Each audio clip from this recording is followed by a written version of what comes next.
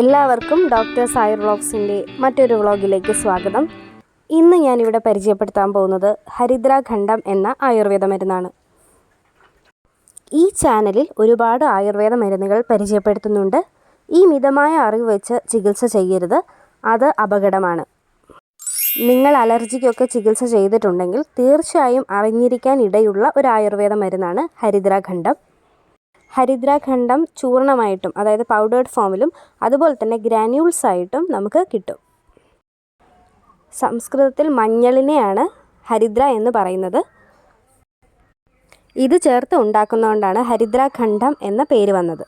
മഞ്ഞൾ മാത്രമല്ല, കൽക്കണ്ടം, തിപ്പല്ലി, ഏലയ്ക്ക, പട്ട, വിഴാലരി, ത്രിഫല, മുത്തങ്ങ, ലോഹഭസ്മം, നെയ്യ് എന്നിങ്ങനെ ഒരുപാട് ഔഷധങ്ങൾ ചേർന്നാണ് ഹരിദ്രാഖണ്ഡം ഉണ്ടാക്കിയിരിക്കുന്നത്.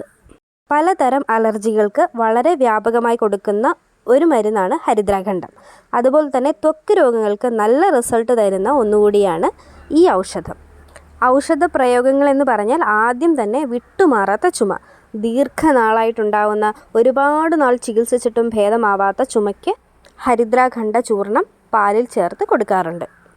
അതുപോലെ തന്നെ ജലദോഷം, മൂക്കടപ്പ്, ശ്വാസം മുട്ടൽ, സ്കിൻ അലർജി, നിറവ്യത്യാസം, ത്വക്കിലുണ്ടാവുന്ന നിറവ്യത്യാസം, ത്വക്കിലുണ്ടാവുന്ന ഫംഗൽ ഇൻഫെക്ഷൻ, ചൊറിച്ചിൽ, പൊടിയടിച്ചുണ്ടാവുന്ന ചുമ, തുമ്മൽ എന്നിവയ്ക്കും, വരട്ട് ചൊറിക്കും, പ്രാണി കടിച്ച് അതുമൂലമുണ്ടാവുന്ന ചൊറിച്ചിലിനും, വിഷച്ചെടി മൂലമുണ്ടാവുന്ന ചർമ്മരോഗങ്ങൾക്കും, ബ്ലിസ്റ്റേഴ്സ്, സ്കിൻ റാഷസ് എന്നിവയ്ക്കും വളരെ ഫലപ്രദമായ ഒന്നാണ് ഹരിദ്രാഖണ്ഡം. ചില ആൾക്കാർക്ക് വളരെ ബുദ്ധിമുട്ടുണ്ടാവുന്ന ഒന്നാണ് അമിതമായി വിയർക്കുക എന്നുള്ളതും അതുകൊണ്ടുണ്ടാവുന്ന വിയർപ്പ് നാറ്റവും. ഇതിന് ഒരു ഉത്തമ ഔഷധമാണ് ഹരിദ്രാഖണ്ഡ ചൂർണം. രഹസ്യഭാഗങ്ങളിൽ ഉണ്ടാവുന്ന ഫംഗൽ ഇൻഫെക്ഷൻസ്, ചൊറിച്ചിൽ, നിറവ്യത്യാസം എന്നിവയ്ക്കും ഹരിദ്രാഖണ്ഡ ചൂർണം ഇൻഡിക്കേറ്റ് ചെയ്യാറുണ്ട്. ചില പേഷ്യൻസിന് നമ്മൾ കാണാറുണ്ട്, രാവിലെ എണീക്കുമ്പോൾ തന്നെ അവർക്ക് കണ്ണുകൾ ചൊറിഞ്ഞു തുടങ്ങുക. അലർജി മൂലമുണ്ടാകുന്ന ഈ ചൊറിച്ചിൽ ചിലപ്പോൾ കുറേ നേരം നീണ്ടു നിൽക്കാറുണ്ട്. ഇടയ്ക്കിടയ്ക്ക് കണ്ണ് ചൊറിയുക.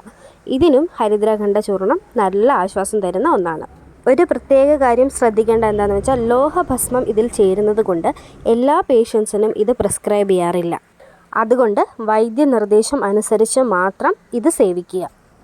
രോഗിയുടെ വയസ്സും രോഗാവസ്ഥയും അനുസരിച്ച് തേനിലോ പാലിലോ ചേർത്ത് കഴിക്കാം.